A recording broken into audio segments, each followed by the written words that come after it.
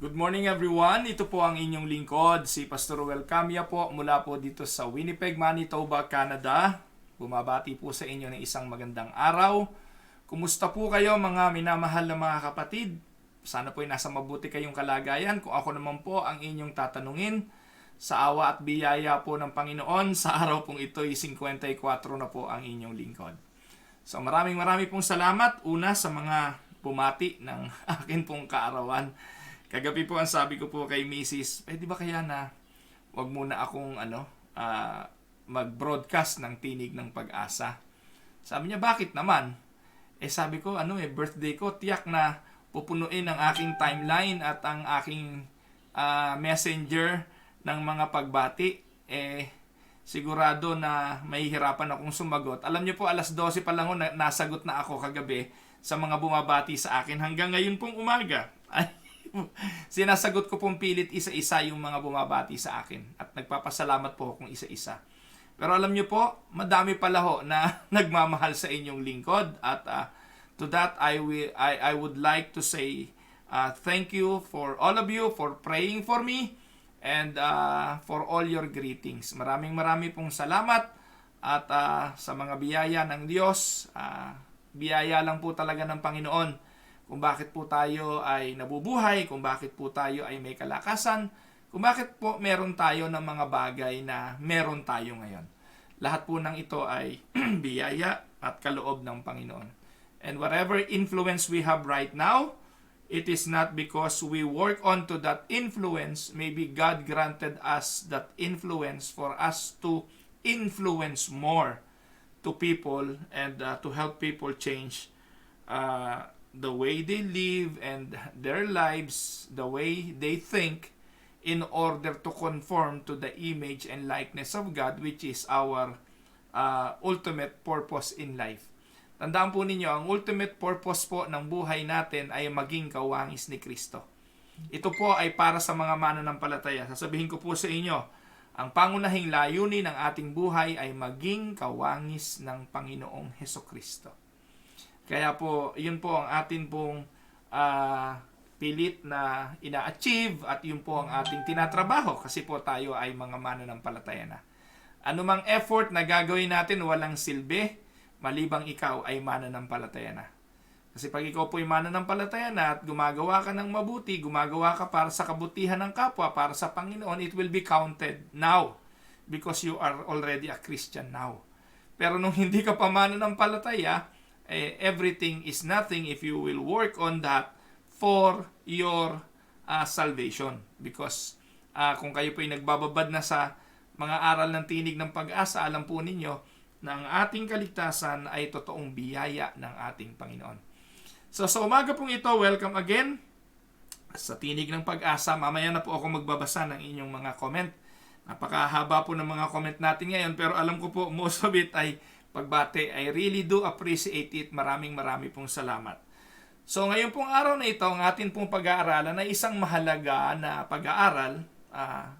Naniniwala po ako, pag hindi mo alam kung anong posisyon mo, hindi mo alam kung anong gagawin mo. Tama po ba yun? Nakapaglaro na po ba kayo ng basketball? O alam niyo po bang maglaro ng basketball? Ang basketball po mga kaibigan at mga kapatid ay isang sports na napakahalaga kung ano ang role na gagampanan mo. Noong araw na wala namang masyadong importansya ang strategy when it comes to basketball, noong araw po basta nakakuha mo, i-shoot mo, i-score yun eh. At yun na po yung mahalaga, basta makashoot. Bagamat ganun nga po yung goal noon, pero tandaan po natin, para makashoot ang isang player, kailangan po na yung kanyang mga teammates ay nagpe-play ng vital role. And they played their position very well. So ganito rin po tayo bilang mga mananampalataya. Alam niyo po ba kung bakit may mga mananampalataya, and I'm talking for the Christians, na hindi nagtatagumpay sa kanilang pamumuhay Kristiyano kasi hindi nila alam yung kanilang posisyon. At alam niyo po ba mga kapatid, hindi lang yung posisyon ang mahalaga, kundi yung tinatawag nating possession. If you don't know your possession, hindi mo ito magagamit. Halimbawa, pinagkalooban kita ng cheque na halagang $1,000.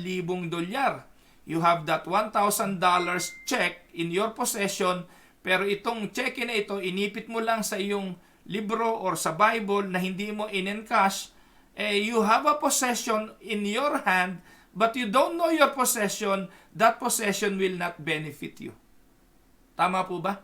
So magiging kapaki-pakinabang lang yung possession kung alam mo. At alam niyo po, maraming mga Kristiyano na nabuhay ng mahabang panahon, they did not, or they don't know their position, they don't know their possessions as believer. Kaya po sa umaga pong ito, alamin natin. Christian ka na, di po ba? Kaya ka nandito ngayon kaya ka nakikinig.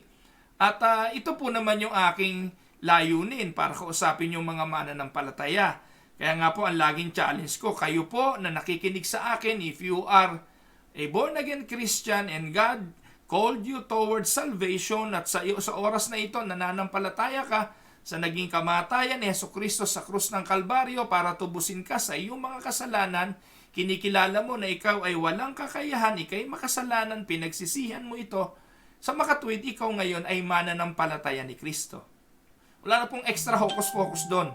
Wala na pong ibang mga ritual na kailangan akong gawin. Kung nananampalataya ka sa ginawa ni Kristo sa krus, ikaw po ay mananampalataya.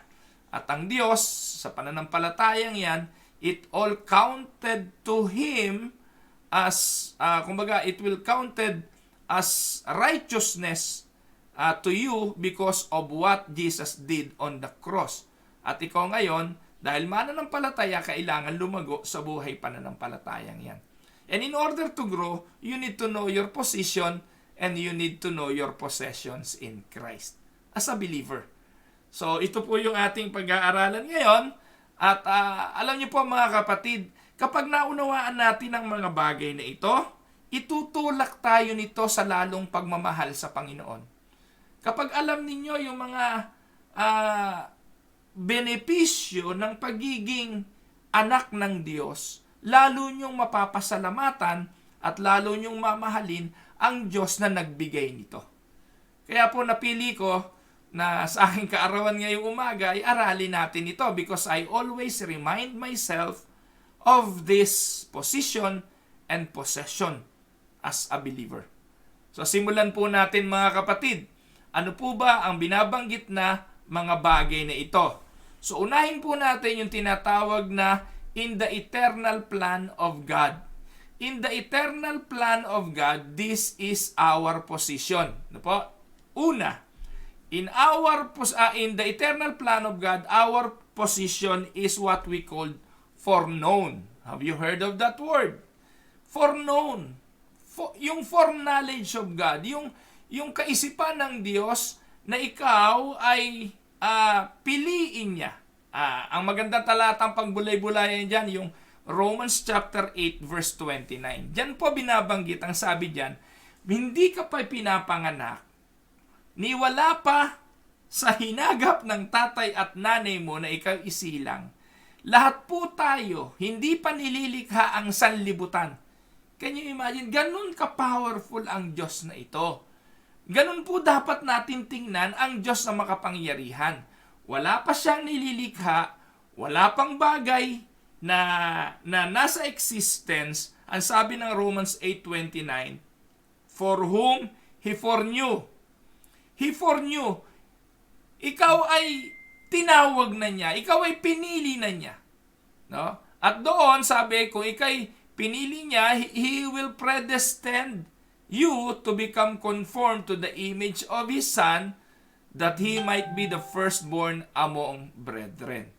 So, noon pa man, nasa isipan na tayo ng Diyos. Naniniwala po ba kayo doon? Pag hindi nyo po pinaniwalaan na ikaw ay nasa isipan ng Diyos at bahagi ka ng plano ng Diyos sa Kanyang pagliligtas, hindi mo ma-appreciate ang kapangyarihan ng Diyos. So, bilang mga mananampalataya, tandaan mo na ikaw ngayon ay Kristiyano dahil ikaw ay plano ng Diyos. Pinili ka ng Diyos. At ikaw, sa kabila ng maraming mga tao, ay binigyan ng pagkaunawa at pagkakilala para ikaw ay maging anak niya. 1 Peter chapter 1 verse 2, ang binabanggit po dyan, according to the foreknowledge of God, the Father, by the sanctifying work of the Spirit, that you may obey Jesus Christ and be sprinkled with His blood may grace and peace be with yours in fullest measures. Kausap po ni Pedro ang mga mananampalataya noong unang panahon at ang sabi niya, ayon sa pagkatawag ng Diyos, ay binanal niya kayo sa pamamagitan ng kanyang Espiritu. So according to the foreknowledge of the Father. Kaya nga po, hindi ka aksidente, hindi ka lumitaw sa mundong ito, hindi aksidente na nakilala mo ang Diyos, ikaw ay bahagi ng plano. Amen po ba? At dahil po doon, napakabuti na ang Diyos ay napili tayo sa pananampalataya. Pangalawa, hindi lang yung tinatawag na hindi lang po tayo foreknown, ang sabi po, we are elect of God. So ito na naman po yung word na election. Ito po yung pinanggigigilan ng mga manunuligsa ng inyong lingkod. Sabi niya, napaka-unfair naman ng Diyos na yan, namimili. Alam niyo po mga kapatid, ito po ay posisyon at ito po yung mga salita ng mga taong hindi nakakaunawa. Yung pong mga hindi nakakaunawa, dalawa lang naman po ang kampo. Dalawa lang po ang kampo pagdating po sa doktrina ng kaligtasan. It's either you are standing on the election of God na siya ang Diyos ang pumili according to His own intention and His will, o yun namang isa na posisyon at kampo na nagsasabing kaya ka pinili ng Diyos kasi ang Diyos ay nakita na ikay mabait, na ikay mabuti, ikay matuwid, kaya kanya pinili. So dalawang kampo lang yon. Kaya po ang tanong dito, parehong naniniwala yung dalawang kampo sa election. Parehong naniniwala yung kampong yun sa election. Kaya ang tanong, kung hindi ka naniniwala sa election, anong stand mo bilang Kristiyano? Because if you are on a Christian belief, take note, parehong naniniwala sa election ang Arminian at ang Reformed theology. The question is, anong stand mo? Parehong stand yan, merong election, nagkakatalo lang kung ano ang stand ng mga relihiyong yan at ng pananampalataya yan sa election. Again, ang UNIDA, naniniwala na ang Diyos ay pumipili according to His will and His pleasure. Ano po ang sabi po ng talata? Ano po? Ang linaw naman yan Siya ang pumipili, hindi dahil ikaw ay mabait, hindi dahil ikaw ay matuwid, hindi dahil ikaw ay mabuti. Ito ay pagpili ng Diyos according to His purpose. Ano po ang sabi ng mga talata? Thessalonians 1:4, first. Sabi po, knowing brethren, beloved by God, His choice of you. So, ang Diyos ang pumipili. 1 Peter 1:2, ang sabi, according to the foreknowledge of God the Father, by the sanctifying work of the Spirit, that you may obey Jesus Christ and be sprinkled by His blood, may grace and peace be yours in full measures. Romans 8:33, who will bring a charge against God's elect? God is the one who justifies. Colossians 3:12, and so as those who have been chosen of God. So andun yung word na chosen of God. Titus chapter 1 verse 1, Paul, a bondservant of God and an apostle of Jesus Christ, for the faith of those chosen of God and the knowledge of the truth which is according to godliness. Sige, wag na muna natin talakayin dyan. Atin na lang munang tingnan yung aspeto na yan. So gusto kong sabihin sa inyo, yung Arminian at ang Reform, parehong naniniwala sa doctrine of election. Kung papaano lang ito ipinaliwanag, doon po nagkakatalo. Mamaya po, tatalakayin natin. Ano po? Kasi po, maraming ngawang mga pastor sa Pilipinas na si Pastor Well ay nagtuturo ng kaguluhan. Mga kapatid, kung uunawain nyo, si Pastor Well ay hindi nagtuturo ng kaguluhan, nagpapaliwanag po ako ng katotohanan. Yung mga pastor sa Pilipinas na nagsasabing nagtuturo ako ng kaguluhan, kayo ang magulo kasi wala kayong tinitindigan. Hanggang ngayon, hindi nyo maipaliwanag ito. Ano po ang stand ninyo sa doctrine of election? Nasaan kayo nakatindig? Ikaw ba'y naniniwala dito o hindi? Mga kapatid, tanungin nyo uli si pastor nyo. Huwag po kayong tumigil. Huwag po kayong pumayag na hindi niya to sagutin. Kasi po, nagbibingi-bingihan sila. Nagkakaroon po sila ng silent treatment dito. Sa paniniwala na tatahimik din si Pastor Ruel. Pero mga kapatid, titigil din po ako, tatahimik ako, pero nakasalalay po ito sa inyo bilang mga miyembro. Tatahimik na lang po ba kayo sa isyong ito na kung saan ang nakataya ay doktrina ng simbahang pinaglilingkuran nyo? Hanggang kailan kayo tatahimik? Kapangyarihan ninyo yon, karapatan ninyo bilang mga miyembrong magtanong. Huwag naman po kayong sunod ng sunod na mga bulag na tagasunod. Tanungin po ninyo, Pastor, parang awa nyo na, nalilito na kami. Ano po ba stand natin? Ang sabi ni Pastor Well, tayo'y elected ng Diyos according to the will of God. Hindi do dahil sa ating mga ginawang mabuti. Kahapon po nakarinig ako ng sermon, nangingilabot po ako mga kapatid. Meron pong pastor, sikat na sikat pa naman, marami pong miyembro. Pero alam niyo po mga kapatid kung anong title ng sermon? Ikaw ay pinili dahil ikaw ay kapili-pili. Diyos ko po naman mga kapatid. Yung mga nakarinig ng sermon na yun kahapon, sana nag-isip naman kayo. Pinili ka ng Diyos dahil ikaw ay kapili-pili. Saan sa Biblia yon? Kung may ginamit na talata, yung talatang yon ay adulterated, walang kinalaman sa salvation. Pero ikino-connect nila sa salvation, yung ikaw ay pinili dahil ikaw ay kapili-pili. Nakakapangilabot, hindi doktrina ng UNIDA yan. Pastor ng UNIDA yon, pero hindi po yan doktrina ng UNIDA. Pinili ka ng Diyos dahil hindi ka kapili-pili. Yun ang tama. Walang nakikitang matuwid para sa atin. Total depravity of man. Walang matuwid, wala kahit isa. Yung hindi matuwid, hindi kapili-pili. Naman mga kapatid naman, wag naman kayo magpaloko. At itong mga pastor na ito, sermon ng hindi naiintindihan. Kaya po mga kapatid, kapag malinaw ang doktrina, maa-analyze nyo yung pastor ninyo kung binobola lang kayo, o yung pastor ninyo kung kumokopya lang ng sermon sa mga Armenian preachers, o impluensyado ng mga Pentecostal na pastor. Naku po mga kapatid, birthday ko po ngayon, ayoko sana hong magsalita ng ganito, pero ganun po kasi talaga ang lilitaw dito Sabihin na ninyo na napakayabang ni Pastor Ruel, pero ang pinagyayabang ko po'y katotohanan. Paano naman po natin gagawin ito? Ang sabi po na iba, sana Pastor Ruel, kinakausap mo na lang. Sino kakausapin ko? Isa-isang mga pastor na yan. At saka wala akong planong kausapin yung mga pastor na yan.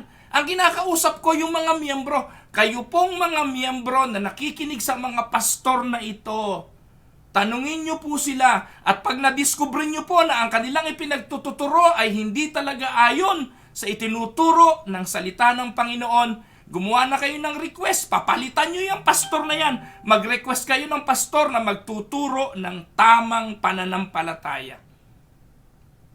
Karapatan nyo po yun. Spiritual growth nyo po ang nakatala rito. Alam nyo po ba, mga kapatid, ang qualification sa leadership, hindi ang sipag, hindi ang kabaitan, hindi ang production kung anong ginagawa sa loob ng simbahan. Ang sukatan po ng lingkod ng Diyos ay yung nagtuturo ng katotohanan. Yun lang po. Mga kapatid, kung sa sipag, masipag din po ako Pero alam niyo po, lahat ng sipag ko, wala rin kabuluhan yun kung mali ang tinuturo ko. Wala pong kabuluhan kung mabait ako Yung hindi ka sumasaway, yung hindi mo pinapagalitan yung mga miyembro kahit mali na ginagawa. Alam niyo po mga kapatid, maraming ganong pastol Hinahayaan na, papunta sa bangin yung tupa, hahayaan na, sa halip na kalawitin, sa halip na hagupitin para matuwid ng landas, hahayaan na. Kasi nga, mabait daw At marami pong mga pastor ngayon na gano'n na lang, hinahayaan na lahat. Basta nandyan lang kayo mga tupa kayo, sumunod lang kayo na sumunod sa akin, bahala kayo kung ano gusto nyo gawin sa buhay nyo. Mga kapatid, maraming ganong pastor mababait. Sabi, mababait daw, sabi ng mga tupa. Pero ipapahamak po ang inyong mga kaluluwa. Hindi baling hindi na po ako mabait. Basta lang po, tiyak gagawin ko yung aking responsibilidad bilang pastor.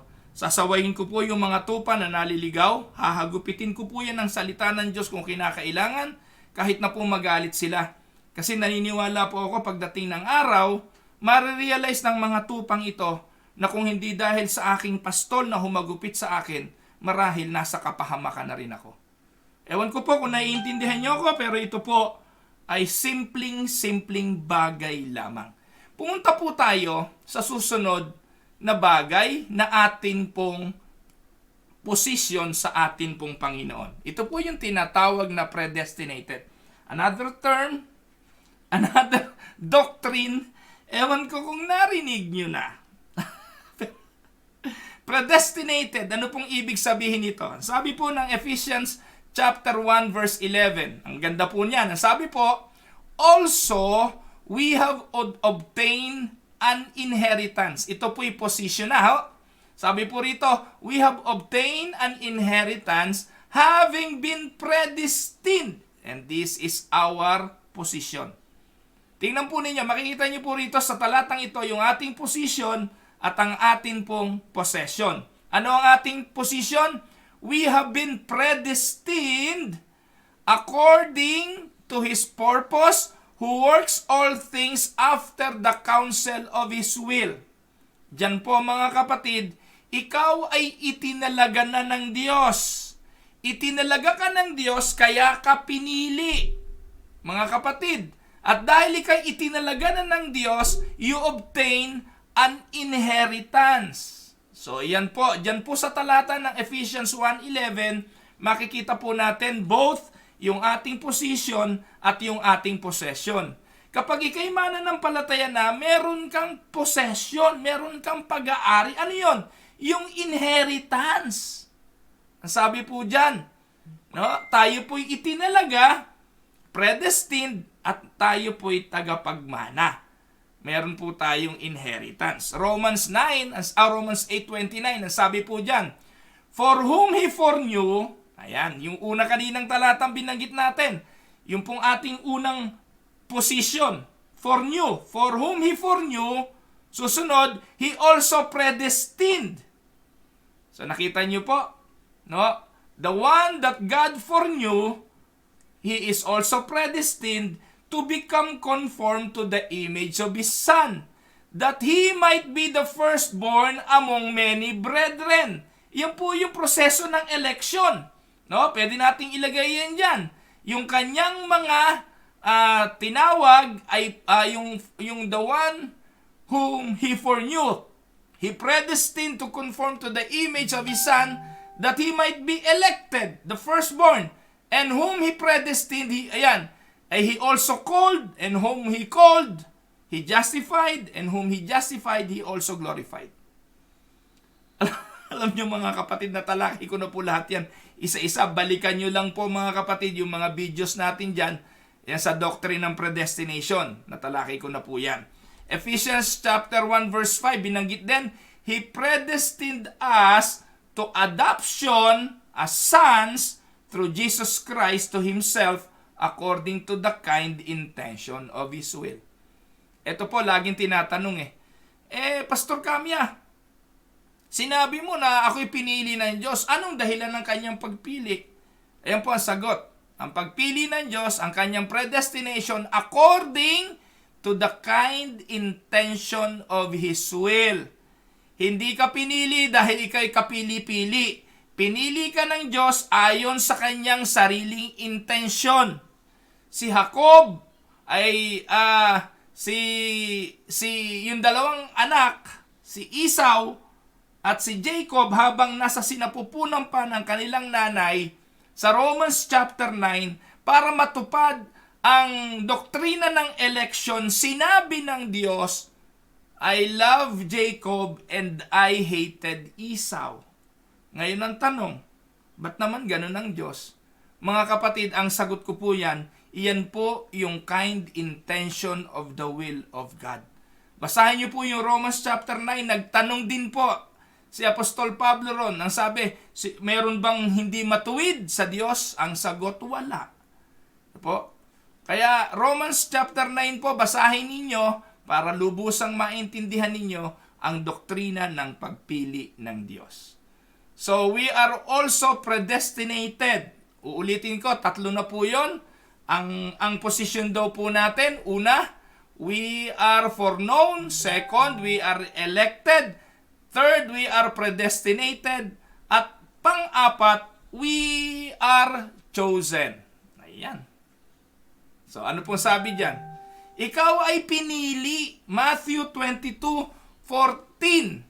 For many are called, but few are chosen. Bilang Kristiyano, tandaan mo, pinili ka ng Diyos.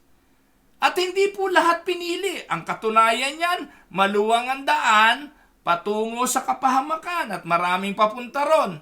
Makipot ang daan para sa kaligtasan at konti lang ang piniling tumahak doon. Mga kapatid, maraming tinatawag pero konti lang ang pinipili. 1 Peter 2:4, ano po ang sabi? And coming to Him as to a living stone, rejected by men, but choice and precious in the sight of God. Ano po? So ano pa hong isa? Another position, hindi lang daw tayo predestinated, hindi lang daw tayo chosen, hindi lang daw tayo elected, hindi lang daw tayo foreknown, tayo daw po ay called. Tinawag. Tandaan ninyo, yung mga pinili ng Diyos, yung elected ng Diyos, yung chosen ng Diyos, kapag dumating na yung panahon na may mangangaral ng salita ng Diyos at narinig po niya yung pangaral, sigurado po siyang mananampalataya. Kaya po mga kapatid, napagagaang nito ang evangelism. Hindi po persuasion ng pastor ang pag-iibanghelyo. Hindi po persuasion ng mga dinisciple mo para pumunta kung saan-saan at mangaral ng ebanghelyo at sila ang mangumbinsi. Mga kapatid, napakagaang ng pag-iibanghelyo kasi po ang trabaho natin magpahayag lang, ang resulta ay sa Diyos. Hindi ikaw ang mangungumbinsi. At tandaan ninyo mga kapatid, sharing your testimonies para mangumbinsi is not the gospel. Natalakay ko na rin po ito. Kasi itong usong-uso sa mga relihiyon ngayon. Puro sharing ng patotoo at mga patotoo ng mga hausaw na pambobola at panluloko. Ako ika, nung nanampalataya sa Diyos, pinagaling. Ako ika'y nagkaroon ng ganito, nagkaroon ng ganon. Kung karanasan mo yan, karanasan mo yan. Hindi yan pwedeng angkinin ng iba dahil iba ang karanasan ng iba. Hindi po natin pwedeng gawing doktrina na dahil ika'y pinagaling, lahat ay gagaling. Hindi yan ang gospel. Naintindihan niyo po ba mga kapatid? Ang ipinapahayag at sinasabing humayo at ipangaral ay ang katotohanan ng ebanghelyo. Natalakay ko na po yung gospel. Balikan niyo na rin po yung video. Hindi po gospel ang patotoo mo kapatid. Si pastor ang dinidevelop sa iyo ay ang iyong patotoo. Tinuturuan kang mag-share ng iyong testimony, pero hindi ka tinuruang mag-gospel preaching. Kaya mga kapatid, sabihin niyo po kung sinong di maiinis. Kaya kung kayo sa simbahan, ano po ang laman ng discipleship nyo? Tingnan niyo po yung cutting edge. Asan ang gospel doon? Naku po. So ayan po mga kapatid, we are called, ano sabi ng talata? 1 Thessalonians 5:24, faithful is He who calls you, and He also bring it to pass. Tapat ang Diyos na siyang tumawag, at ang kanyang pagkatawag, He also will bring it to pass. Amen? Ayan. So, ngayon, ang susunod po na posisyon, no, ay yung tinatawag na second position, we are reconciled by God. No? Ulitin ko po, ni-reconcile tayo ng Diyos. Ang tanong, anong ibig sabihin niya reconciled?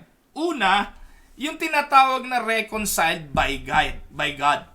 Ito po yung matatagpuan natin sa 2 Corinthians chapter 5, 18-19. Ang sabi po dyan, now all these things are from God, who reconciled us to Himself through Christ, and gave us the ministry of reconciliation, namely, that God was in Christ reconciling the world to Himself, now not counting their trespasses against them, and He has committed to us the word of reconciliation.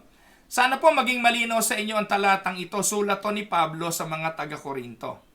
Sabi niya, all these things are from God. Itong sinasabi daw ni Pablo na ito ay galing sa Diyos. Ano po? At ang sabi niya, ang Diyos na ito, anong ginawa? He reconciled us to Himself through Christ. Ang ganda po sana nito eh. Ito ang gospel eh. Ano po?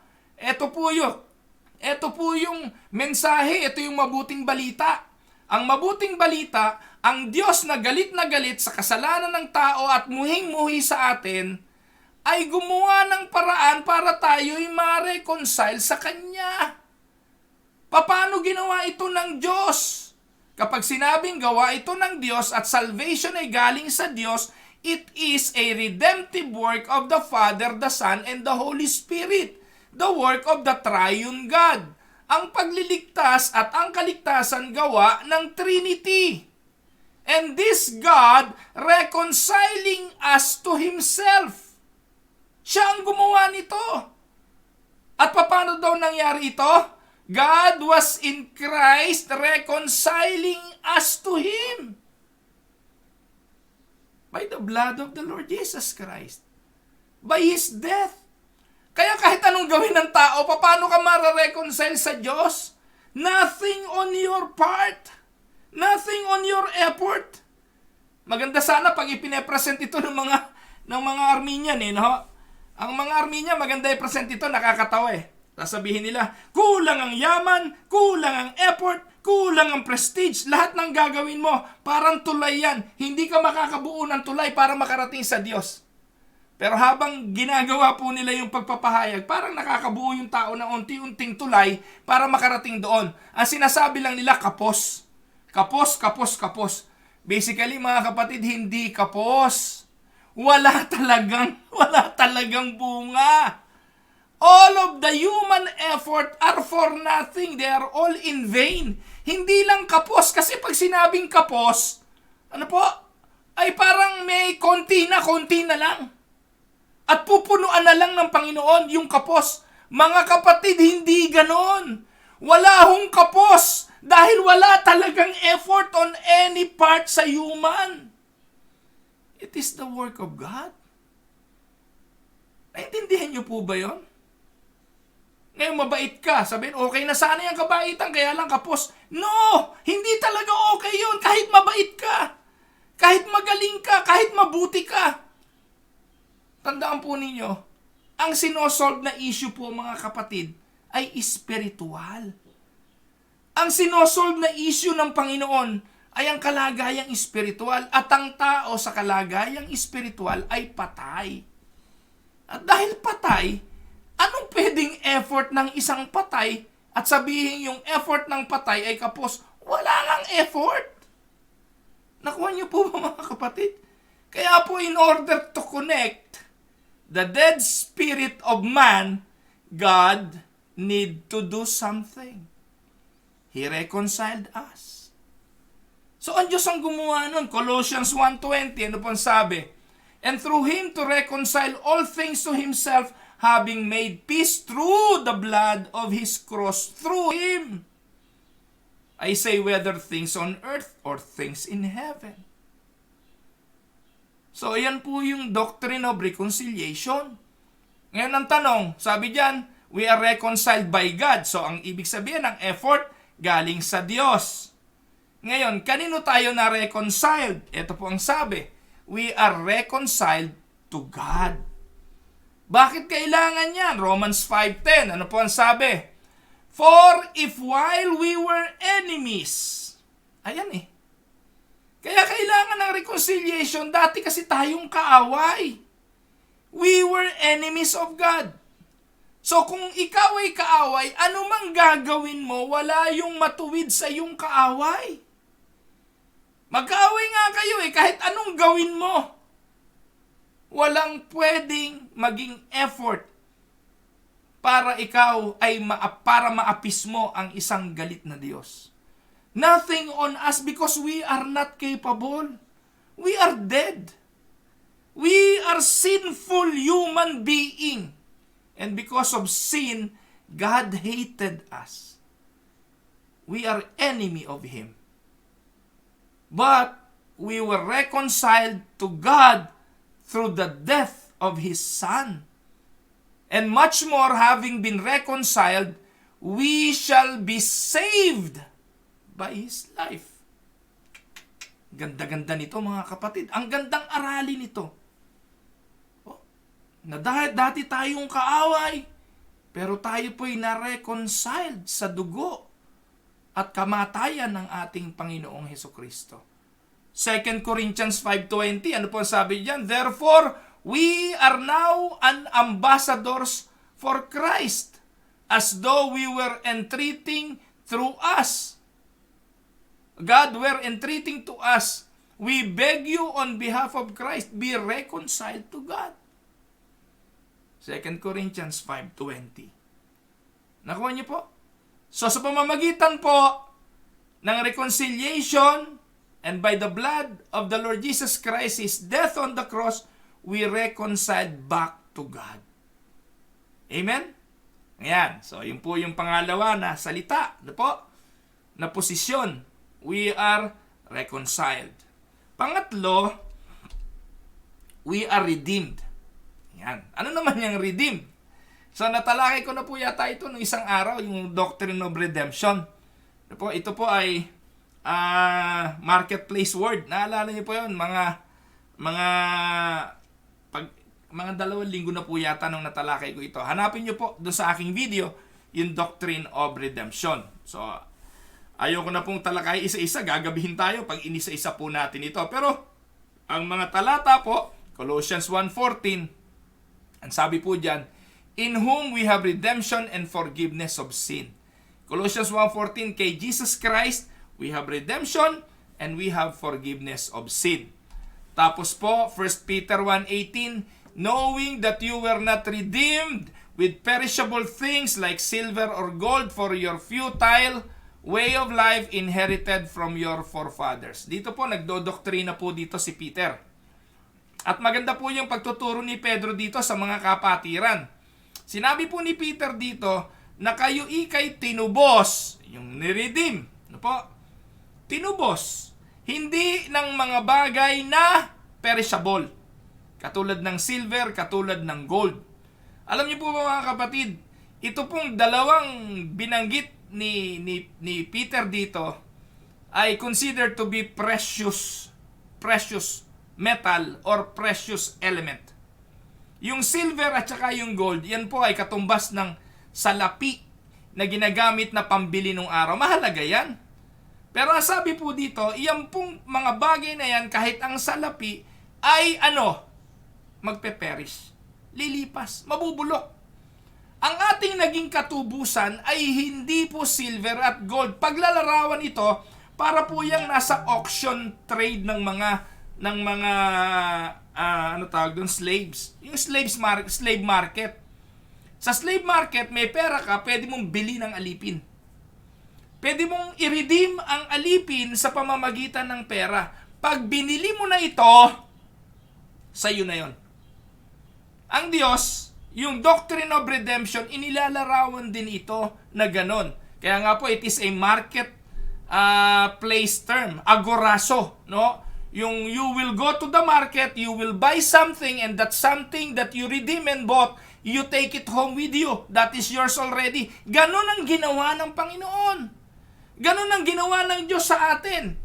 Binili tayo, tinubos tayo ng dugo ng Panginoong Hesukristo, hindi nang nabubulok na kung anuman. Not with perishable things, but with the blood of the Lord Jesus Christ. Bakit tayo kailangan tubusin? Kasi po, binabanggit na rin po dyan sa 1 Peter 1:18 No? Knowing that you were not redeemed with perishable things like silver and gold from what? From what? Bakit tayo kailangan i-redeem? At saan tayo dapat i-redeem? Ang sabi po, from your futile way of life. Basahin niyo po sa Tagalog yung word na yan. Futile way of life. At itong futile way of life na ito, sabi, inherited natin from our forefathers. Itong kasalanang ito na ating minana, doon pa sa ating unang mga magulang. Kay Eva at kay Adan pa yung kasalanang yan. At yan po ay kailangang i-redeem. At ang sabi po, ang ating posisyon dati, tayo makasalanan, but now we are redeemed. Again, ang kausap ko mga mananampalataya, kung ikay Kristiyano na, tinubos ka na. At ito ang mga bagay na dapat nating pinaniniwalaan at ating inaangkin. At ito po'y inaangkin mo kasi pinaniniwalaan mo. Dahil ito po ang sinasabi ng banal na kasulatan. Susunod, Romans 3:24, being justified as a gift by His grace. Take note, napawalang sala po tayo dahil po sa biyaya ng ating Panginoong Hesukristo. At tayo po ay nagtamo ng kaligtasang iyon dahil tayo po ay tinubos ng Panginoong Hesukristo. Magkakaugnay po iyan. Yung word na justification by grace, nangyari by the redemptive work of Christ. Naiintindihan niyo po ba mga kapatid? Ayan po ang atin pong posisyon. Kaya knowing this position will help us to appreciate more the saving grace of our God. Amen? Kaya every time na nagre-reflect ako sa mga bagay nito, lalo ko napupuri at napapasalamatan ng Diyos. Can you imagine, sa pagiging makasalanan ko, pinili niya ako? Sa pagiging makasalanan ko, ginastify niya ako? Sa pagiging wala akong silbi, niredeem niya ako? Hindi po ba ito enough para pasalamatan ng Diyos? Para purihin ng Diyos? Wala akong pwedeng ipagmalaki. Kasi makasalanan niya ako na tinubos ako ng Diyos. Amen po ba? At ito, malupit yung pang-apat. Ang pang-apat, no condemnation. Wow. Ano pong ibig sabihin yan? Yung walang condemnation, ibig sabihin, wala nang paghatol. Pag tiningnan ka ng Diyos ngayon, hindi na kasalanang galing kay Adan. Hindi na maruming basahan ang tingin sa iyo ng Diyos. Ginawa ka ng Diyos na matuwid. Dahil sa katuwiran ng kanyang anak na inimpute sa ating makasalanang buhay. Amen? There will be no condemnation. Romans 8:1. There is therefore now no condemnation for those who are in Christ Jesus. Wala nang paghatol. Pastor, wala nang paghatol kung hindi ka magkakasala. Pastor, wala nang paghatol kung hindi ka tatalikod. Pastor, wala nang paghatol kung ikay mananatiling matuwid at mananatili hanggang wakas. Mga kapatid, hindi po ganun yun. Ano po yan? Sabi nga po, wala nang haing natitira pa para sa kasalanan. Kung ikay tatalikod, wala nang hain pa. Ibig sabihin, there is no offering. Wala nang pwedeng ibigay pa uli kasi ginawa na yun ng Panginoong Hesukristo. At kung ikay natubos na, hindi ka na uli pwedeng tubusin uli. Wala nun, ano pa ulit-ulit? Walang ganun. Yung ginastify once will always be justified. Kasi nga pinili ka eh. Huwag niyo pong paniwalaan yung kaligtasan at yung justification ninyo ay mawawala. Tandaan po ninyo, ganito yan mga kapatid.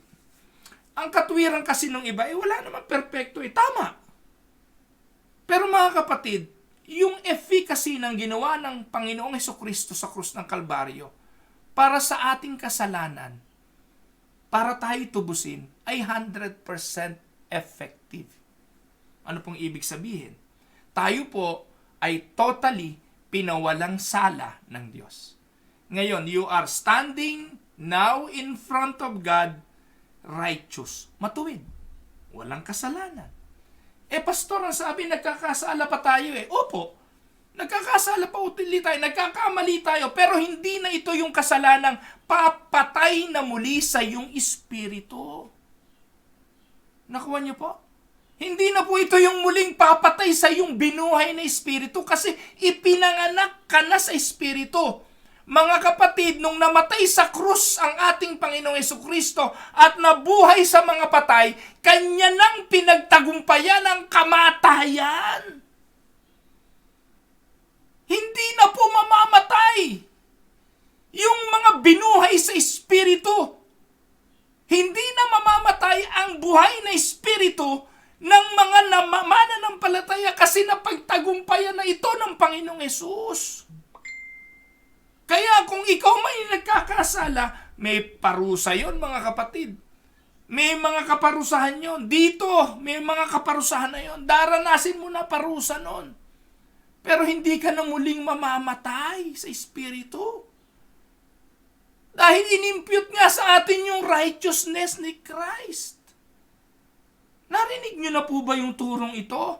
O naniniwala kayo doon sa mga pastor na, naku, mawawala na naman ang kaligtasan mo kasi ikaw nagkasala. Nangalo niya ka, punta ka sa impyerno.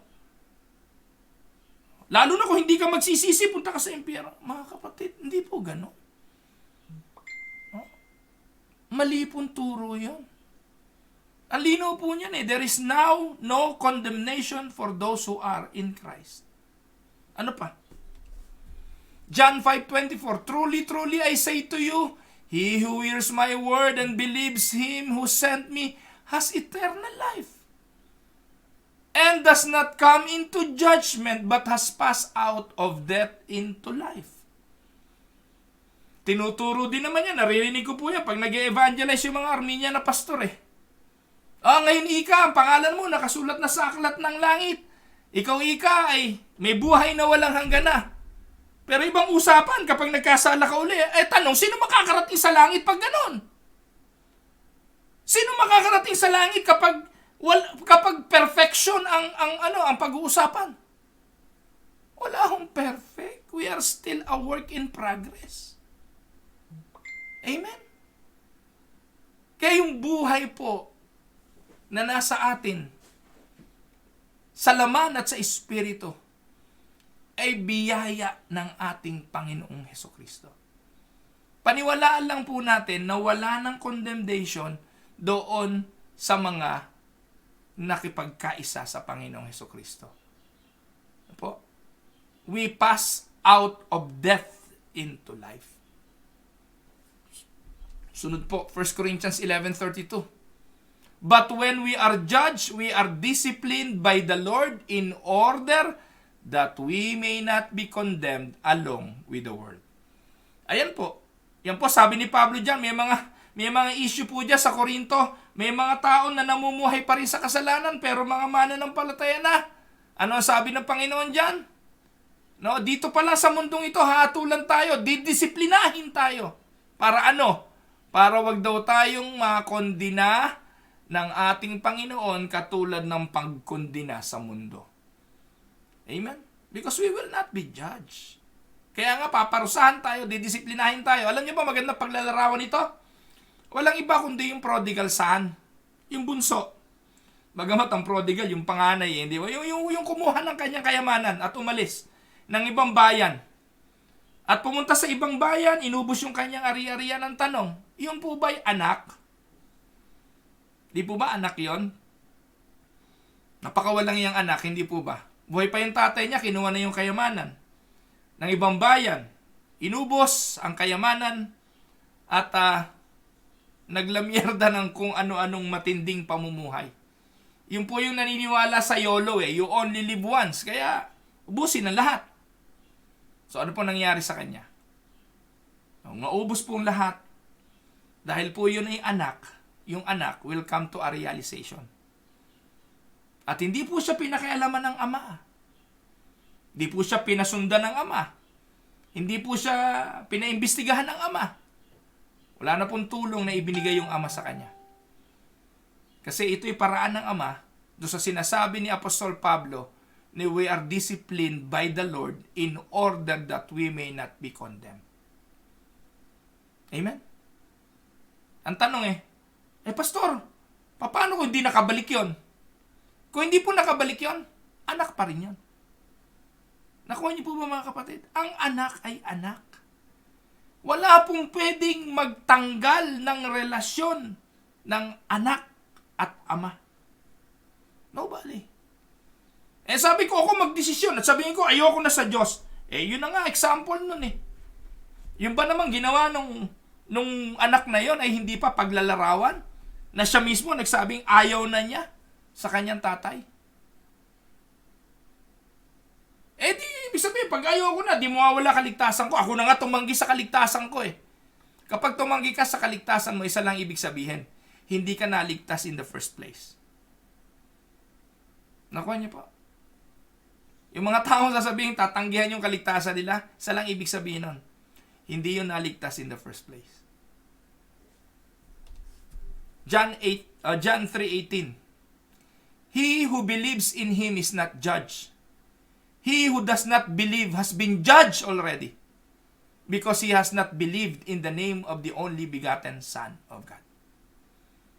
Ganun lang pala naman, kadali yan eh. Believe lang. Again, may doctrine po tayo ng pananampalataya. Hanapin niyo po sa mga video natin yung discussion natin about what faith is. 2 video po yon ng what faith is. Mahalaga po maintindihan kasi yan po yung turo, 2-5 pagtanggap, 2-5 believe ng mga Pentecostal. Dapat po naintindihan natin kung ano yung believe. Amen po ba mga kapatid? There will be no condemnation to them who trust and who believe in God. Ayan. Ano pa ba? Meron pa yata 5. Tutuloy po natin to bukas. Huwag kayong magalala. Mahaba ito eh. 5, all sins removed by His efficacious blood. 1 Peter 2:24, sabi po, and He Himself bore our sins in His body on the cross, that we might die to sin and live to righteousness. For by His wound, you are healed. Ayan, mga kapatid. Natalakay na po natin yan. Ano po, yung talatang 1 Peter 2:24 are applicable spiritually. Not for body healing. Not for physical health healing. Hindi po yan ginagamit para ideklara, magaling ka na. By His wound, you are healed. With your cancer, or by your cancer, you are healed. Or by your diabetes. Mga kapatid, huwag po kayong paloloko. Mali pong gamit ng talata yon. Ang linaw naman po dyan eh. Redemption ang pinag-uusapan dyan. He Himself bore our sins in His body on the cross. That is the redemptive work of Christ. Dahil daw doon, para hindi na tayo mamatay, na tayo mga namatay sa kasalanan, ay buhayin uli sa katuwiran. Yan po ay spiritual. Ang paggaling na binabanggit dyan ay spiritual. Hindi po yan in any way related to physical health. Kaya don't you ever use that verse para mag-declare ng mga kagalingan sa mga may sakit na kapatiran, sa mga napunta sa ospital para dumalaw at kung ano-ano pa. Yan po ay out of context. You are giving false hope. Yan po ay gagamitin natin sa pagpapaliwanag na tayo po'y tinubos ni Kristo. Kung mamatay man ng pisikal, wala po tayong dapat ikatakot kasi po yung dating patay na espiritu'y binuhay ng Panginoon sa katuwiran. Tayo ngayon ay matuwid na sa harapan ng Diyos dahil sa kanyang mga latay tayo'y nagsigaling. Yun po'y spiritual. Susunod, Romans 4:25, He who has delivered up because of our transgression and was raised because of our justification. Siya na nag-deliver sa atin mula sa pagkakasala at itinaas tayo para sa pagpapawalang sala. Amen? So, ayan po mga kapatid. Yan po ang atin munang tatalakayin ngayong umaga, 5 posisyon sa ating Panginoong Hesus. At I hope meron po kayong natutunan sa araw na ito. Bukas po, ipagpapatuloy natin ang pagtalakay pa sa ating posisyon at ang ating possessions bilang mga mananampalataya. Sana po ay meron kayong natutunan. So tayo po idudulog ngayon sa Panginoon. Tayo po ay mananalangin. Ama naming Diyos na makapangyarihan, lumalapit po ako sa iyo, nagpapasalamat. Salamat po, Ama, sa 54 na taon ng akin pong kaarawan. 54 na taon ng iyong paggabay, pagtuturo. 54 na taon ng iyong mga biyaya. Salamat po sa pamilya na aking kinalakihan. Salamat po sa pananampalataya na iyong ipinagkaloob. Salamat po sa buhay at kalakasan, mga taong ginamit mo sa aking pagkatuto, mga taong naging instrumental para akayin ako sa landas ng katwiran at sa mga kapatiran na nagiging katuwang sa paggawa ng ministeryo. Salamat po, Panginoon, sa hindi mo nagsasawang pag-ibig sa bawat isa sa amin. Tinataas ko rin po sa inyo ang kapatid kong si Emma na nagdiriwang din po sabay ng aking kaarawan. Dalahin ko po ang pagpapala mo kay Emma at ganun din po kay Yenya na aking anak na bukas naman po ay magdiriwang ng kanyang ika-25 taong kaarawan. Patuloy mo pong ipagkaloob ang iyong mga biyaya, pagkalinga at pag-ibig. Lalo na po sa mga kapatid ko na dumadaan sa mga pagsubok ng buhay. Ang apo ni Nanay Elong Santarina may COVID, tinataas ko po sa iyo. Salamat po doon sa mga pagpapagaling mo na doon sa mga kapatid namin na dumadaan sa mga problema. Patuloy po na itinataas namin siya sa iyo. Ang sambahayan po ni kapatid na Edwin Santa Maria, ni Faye, patuloy mo po silang pagpalain, kalingain at iparanas ang iyong kabutihan.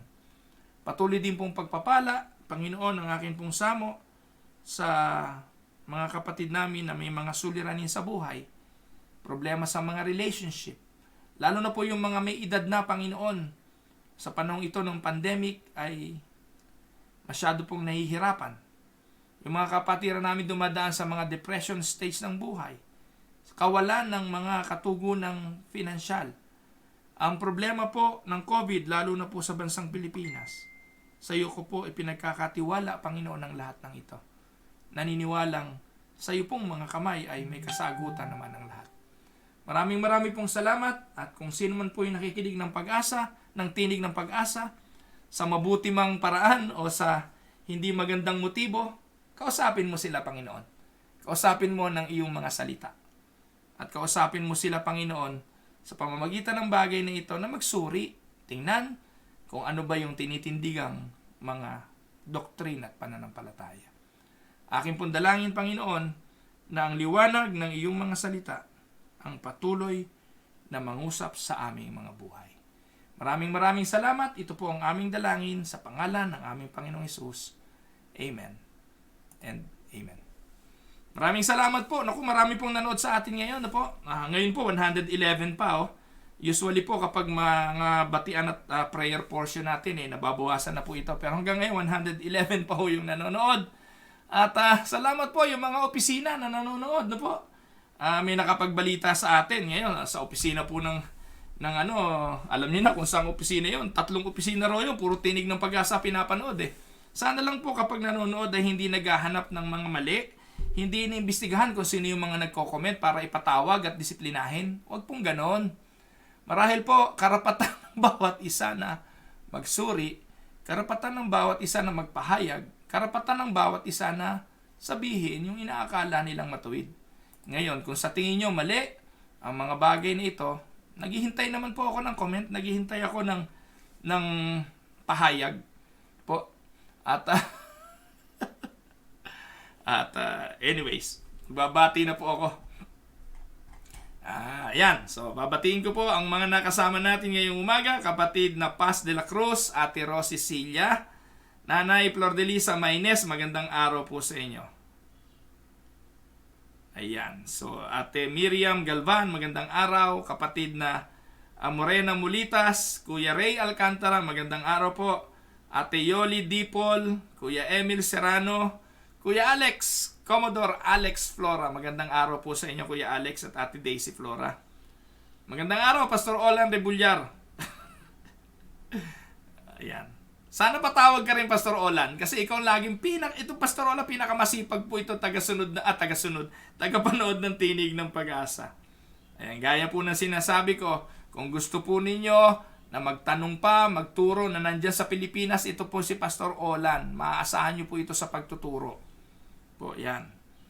Kapatid na Carol Forbes, magandang araw. Ate Yoli Makatumpag. Alam niyo, natutuwa ako, no? Hindi ko naman papangalanan na iba. Pero alam niyo po mga kapatid, maraming pastor ang humihingi ngayon sa akin ng mga lessons na ito para po ituro sa kanilang mga simbahan. Tutuwa po ako. Po. And kung kayo'y pastor na nakakarinig nito, ibibigay ko po sa inyo mga lesson kasi po ito nga yung problema. Hindi po kasi madaling ituro kasi nga walang lesson. Yung doktrina po ng UNIDA sa Pilipinas, statement lang po ito.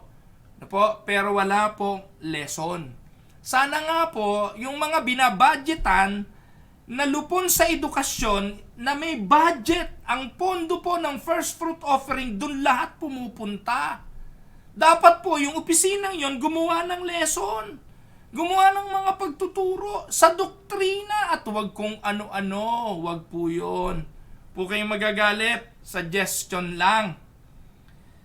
Eto po, ay nawala. Nawala si Pit Paloma. Lumampas. Hindi ko nabasa tuloy yung kanyang comment. Anyway. May sinasabi si Pit Paloma. Ewan ko po kung ano ibig sabihin. Lumampas eh. Pag lumampas, di ko na po mabasa. Sayang. Dapat binasa ko muna. Ayan po. Si Pit Paloma. Pastor po yan. Ay, pastor. Ewan ko kung pastor yan. Sabi po ni Nanay Carolina, age shows us how much we have done and how far we have reached. Let the beauty and the goodness of God shine through you. Salamat, Nanay Carolina. Ate Yoli Makatumpag, magandang araw po. Kuya Monching at Ate Ellen Gonzales, magandang araw po sa inyo. Ayan. Elaine Sauler Tumbokon, magandang araw Elaine. Maraming salamat.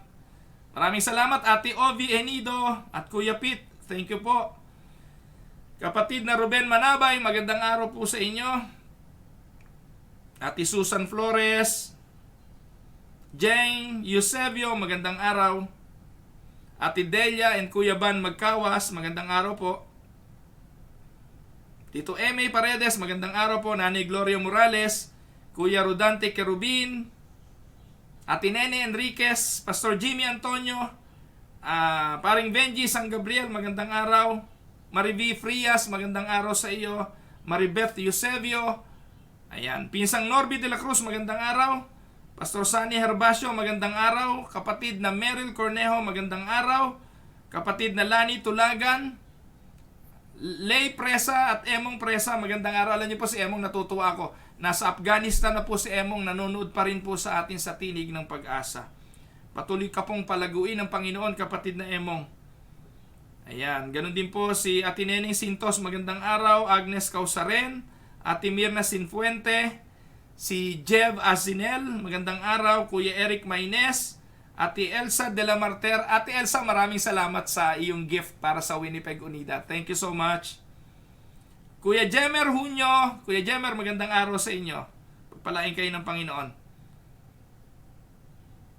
Ayan, si kapatid na Alvin Darafisa at si kapatid na Virgie. Pagpalain kayo ng Panginoon, mga kapatid. Kuya Jerry Olaes, magandang araw po. Kapatid na Jerry Morales o Gary Morales, magandang araw sa inyo. Ate Sinaida Cusenas, Nanay Belen Olaes,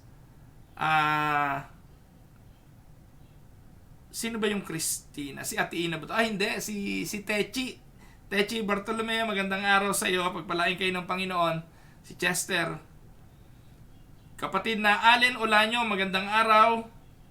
Ate Elizabeth Sanchez, Pastor Olan Ribullar, magandang araw sa iyo. Kapatid na Afmin Embile, Ate Menchi Herrera, magandang araw po. Ate Lori Domingo, Tita Lori, magandang araw sa iyo. Pagpalain ka ng Panginoon. Umabot daw po ng 127 ang nanonood po sa atin ngayong umaga, sabi ni Nanay Belen. Magandang araw, Kuya Elmer o Deacon Elmer Odones. Magandang araw, Pastor Raymond Makatumpag. Tinig ng Pag-ibig. Mamaya po yun. Pagkatapos po natin, magsisimula na yun si Pastor Mon. Kapatid na Carol Forbes, magandang araw sa iyo. Pastor MJ Velasquez, magandang araw. Ate Jacqueline Malapitan Kamingal, pagpalain po kayo ng Panginoon. Ate Neneng Sintos, sama po natin sa prayer ang apo niya na si Seb Calvin. Nasa hospital po siya, meron po siyang amoebiasis. Sana po ay gumaling agad ang batang ito. Ang ganda ng pangalan niya, Zeb Calvin. Yan. So ipag-pray po natin si Zeb. Magandang araw, Ate Yayi Estrellado. Magandang araw sa inyo ni Pastor Alan. Ganon din kay Pastor Rainier.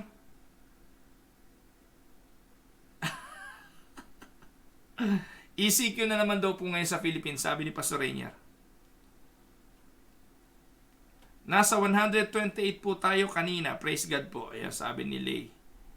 Kapatid na Josephine Sibog, magandang araw sa inyo. At yan, kay Pastor Alan Estrellado. Pastor Alan, magandang araw. Pastor Alan, sino ba si Pete Paloma? May idea ka ba? Magandang araw po sa inyong lahat.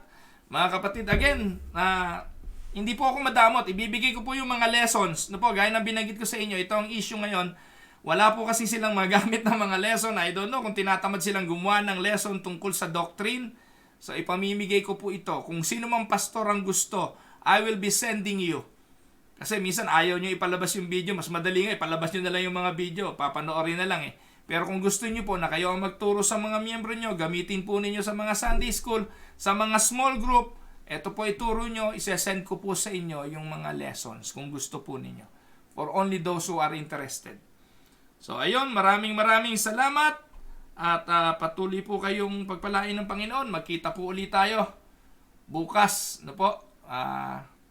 Ano bang araw bukas? Bukas po ay Tuesday.